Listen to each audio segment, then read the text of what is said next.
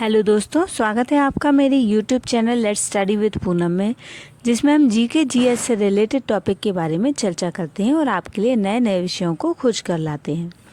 तो ऐसे ही आज एक टॉपिक के बारे में बात करते हैं। खेल मंत्रालय ने देश के विभिन्न खेल सम्मानों को तर्कसंगत बनाने के प्रयास में इस वर्ष से आजीवन उपलब्धि के क्षेत्र में ध्यानचंद पुरस्कार को बंद करके और उसके स्थान पर आजीवन अर्जुन पुरस्कार शुरू करने की घोषणा की है। हॉकी के जादूगर मेजर ध्यानचंद के नाम पर 2002 में स्थापित ध्यानचंद लाइफ टाइम पुरस्कार उन खेलों में भाग लेने वाले खिलाड़ियों को दिया जाता है जो ओलंपिक खेलों, पैरालंपिक खेलों और एशियाई खेलों और राष्ट्रमंडल खेलों आदि का हिस्सा होते हैं। 2023 में यह पुरस्कार पूर्व शटलर मंजुषा कंवर और पूर्व हॉकी प्रतिपादक विनीत कुमार, कबड्डी खिलाड़ी कविता सेल्वराज को दिया गया था। मंत्रालय के एक बयान में कहा गया है कि खेल पुरस्कारों के लिए विभिन्न योजनाओं को युक्तिसंगत बनाया गया है, आजीवन अर्जुन पुरस्कार के स्थान पर अर्जुन पुरस्कार विकास में आजीवन योगदान के लिए दिया जाता है। जमीनी स्तर विकास के अलावा खेलो इंडिया योजना को मान्यता देने के लिए इंडिया विश्वविद्यालय पुरस्कार समग्र रूप से सर्वोत्तम प्रदर्शन के लिए विश्वविद्यालय को मौलाना अब्दुल कलाम आजाद ट्रॉफी प्रदान की जाएगी। अब हम भारतीय हॉकी के पूर्व खिलाड़ी और भारतीय टीम के कप्तान मेजर ध्यानचंद के बारे में जानेंगे, जिन्हें हॉकी का जादूगर कहा जाता है। भारत एवं विश्व हॉकी के सर्वश्रेष्ठ खिलाड़ियों में उनकी गिनती होती है। उनका जन्म एक क्षत्रिय परिवार में हुआ था। वे 3 ओलंपिक के स्वर्ण पदक जीतने वाली भारतीय हॉकी टीम के सदस्य रहे हैं, जिन्होंने 1927 का एम्स्टर्डम ओलंपिक, 1932 का लॉस एंजलिस ओलंपिक और 1936 का बर्लिन ओलंपिक में अपनी उपस्थिति दर्ज कराकर भारतीय हॉकी टीम को गोल्ड प्राप्त कराया। उनकी जन्मतिथि को भारत में राष्ट्रीय खेल दिवस के रूप में मनाया जाता है।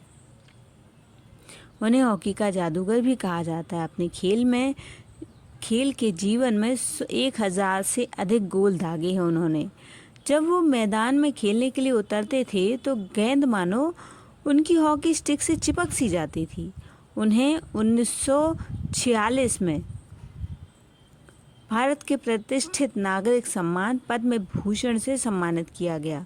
इसके अलावा बहुत से संगठन और प्रसिद्ध लोग ध्यानचंद को फुटबॉल में पेले और क्रिकेट में ब्रैडमैन के समतुल्य माना जाता था।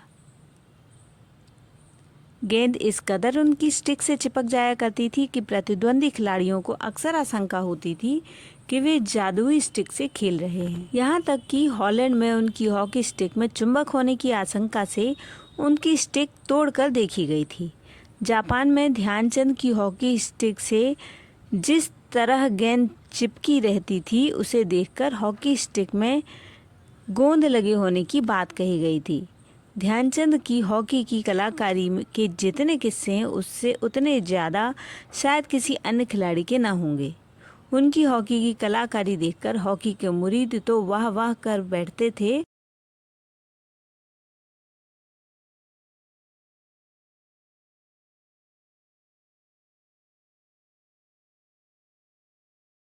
साथ ही उनके प्रतिद्वंदी भी उनके खेल के मुरीद हो जाया करते थे।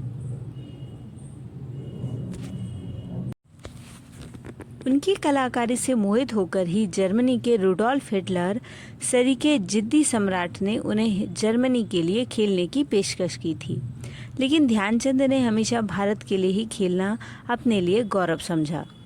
वियना में ध्यानचंद की 4 हाथ से हॉकी खेल रही मूर्ति लगाई गई है। दोस्तों, यदि हमारा मेजर ध्यानचंद के ऊपर बनाया गया ये वीडियो आपको पसंद आता है तो हमारे चैनल को लाइक, शेयर, सब्सक्राइब ज़रूर करें। धन्यवाद दोस्तों।